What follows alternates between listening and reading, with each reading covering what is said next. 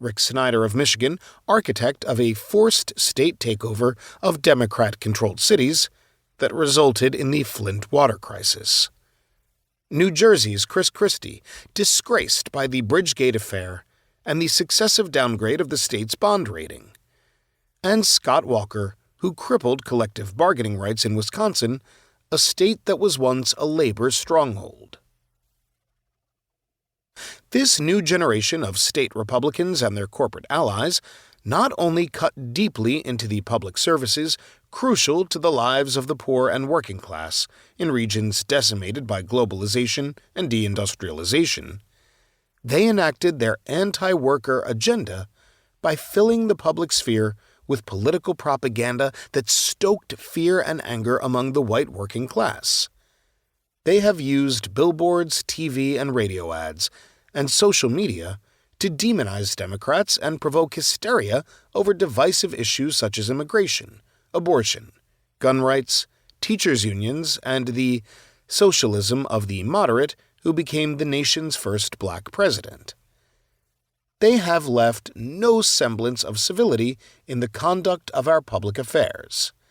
The anger and cynicism that they injected into Republican state politics shook loose an avalanche of popular disaffection that came crashing down on American democracy in the Trump years, culminating in the January 6th assault on the Capitol and widespread support within the GOP for Stop the Steal and the election sabotage movement.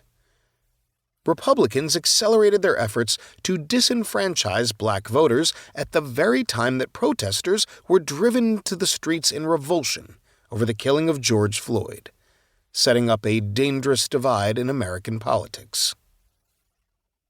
But the stampede to the far right in Republican states has trampled on the interests of working people across a far broader range of issues than just voting rights and police reform.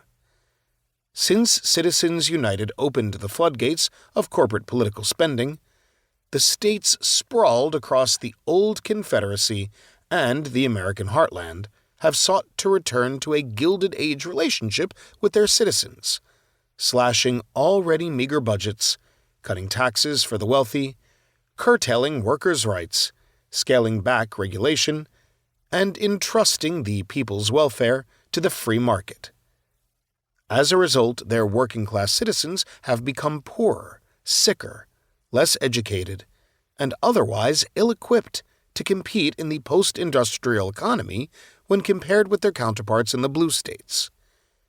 This long neglect of public investment has helped create a bifurcated society in which the blue states enjoy a socioeconomic status comparable to the rest of the developed world, while the red states slip into the ranks of developing nations like those in Latin America or Eastern Europe.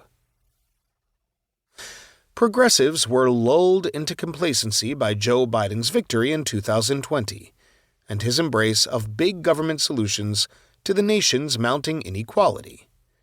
The election results even set off speculation among political commentators that America was poised for a realignment as momentous as the New Deal or the Reagan Revolution. The media spent less time dwelling on an ominous portent for Democrats. The Republican Party had actually tightened its grip on state governments. How much of a realignment was it when Republicans were left with governing trifectas or control of legislatures in 28 states and attorney general offices in 26 states? To put it another way, 55% of the nation's population and 2/3 of its contiguous square mileage were in states whose legislative leaders were implacably opposed to the goals of the national government and openly disdainful of democracy.